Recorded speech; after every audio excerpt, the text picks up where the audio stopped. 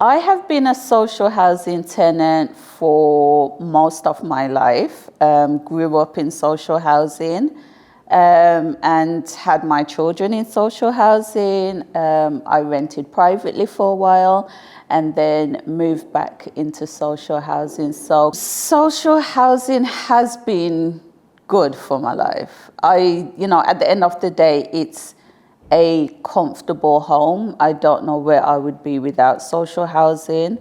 For me, it's where my children grow up. It's where I grew up. It's where I got involved as a tenant. It's where I done my psychology and counseling degree. So it's home. Social housing is home for me and my children. I think being a social housing tenant and engaging with landlords has not, it's mixed. Before me being a involved tenant, I had a concern with my neighbour, antisocial behaviour, and racism was involved at the time. We was in COVID at the time. It was not handled properly. I didn't have a voice particularly, even though I should have. I felt as though they did not take me seriously as well. And I think that kind of attitude sometimes is very telling within the sector, and it's still prominent within the sector as well. I don't fully feel like we've moved as far forward as we would have hoped to. So I definitely feel there's a lot more work that we need to do within the sector when it comes to changing the mindsets of the staff that engage with tenants and their customer service as well. I never saw an operative in my property for any repairs growing up when I look back at it. Even though we grew up in social housing, my mum was always very concerned that she would get blamed for any damage or anything that happened to the property. And she was very concerned that, if we made any marks on the wall or anything like that, our stability and our tenure within social housing would end. So that was always at the back of my mind, and growing up that kind of continued in my thought process as well, that we just want to live quietly under the radar, don't cause any trouble, don't cause any problems, and then we won't have any problems with our tenure. We won't have to be kicked out or anything for any reason. So that was always my mindset before getting involved. I didn't realize we had so much support and rights, and we had the regulator, we had the ombudsman to turn to. There was a network of tenants that we could talk to and engage with as well. I didn't realize there were so many things out there that can support tenants and educate us as well. So my report is called "Is There a Seat at the Table? Ethnic Minority Voices in Tenant Engagement." This report conceptualized slightly based on my experiences. So it was my observation of the lack of diversity when it came to tenant engagement, and the importance of the Social Housing Regulation Act 2023, and also the consumer standards and everything that's happening as well.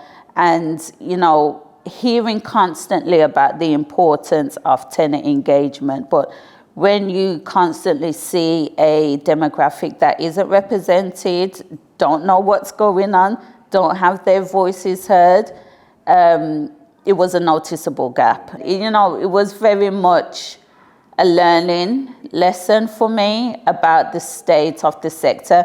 I envision organizations like organizational tenant engagement, and not just, left to the frontline staff. I would like to see more engagement, so maybe more panels which are just for tenants, and tenants be invited to more conferences, meetings, having their voices heard on a larger scale as well, more engagement, more community investment as well.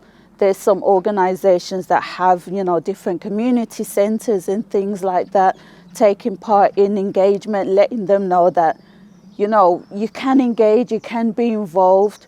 If organizations say that they want to build communities and they want to build engagement, being more proactive and going out and engaging with tenants.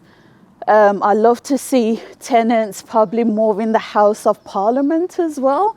Since there's so much conversations going on around engagement, i.e. coming from Grenfell and everything like that, there needs to be more tenants, part of those conversations and not just the government or the decision makers. Tenants need to actually speak about what they're doing, their views, their thoughts on it as well. So being a part of that table, being a part of that conversation, I think it's important to have as well. So I would definitely like to see tenant engagement regional and 100% national as well. So they need to be in the House of Commons, they need to be around select committees, they need to be, where the decisions are made and, also hold government to account. And I think that's really what's missing as well, lack of accountability from the government. So given, the disproportion of poor housing, cladding, people suffering and dying in their home, it's something that is definitely needed. I don't want to continue to be stigmatized as, let's just face it, what the media has portrayed us as, uneducated, angry tenants, show them that you are just like anybody else, really. No, I'm not stupid. I get the work done as well. So, let's try and remove some of the additional stigmas that are out there as well.